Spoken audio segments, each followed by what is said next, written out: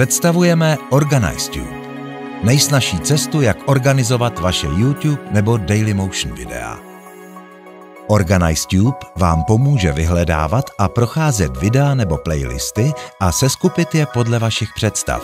Začněte tvořit vaši databázi právě teď. Můžete přiřadit značky pro snadné a rychlé vyhledávání, importovat existující playlisty, použít záložku zdroje nebo vložit přímý odkaz do vyhledávacího políčka na domovské stránce. Dokonce nemusíte vlastnit ani nějak propojovat svůj YouTube či Dailymotion účet. Prostě přidejte účet kamaráda nebo někoho, jehož tvorba či vkus se vám zamlouvá. Záložka zdroje vám umožňuje přidat jakýkoliv YouTube nebo Dailymotion účet, procházet uživatelské odběry či oblíbená nebo nahraná videa.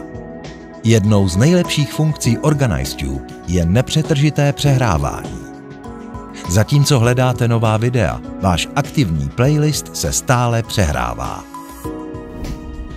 Zmenšením okna prohlížeče získáte mini verzi OrganizeTube, zobrazující pouze váš aktivní playlist.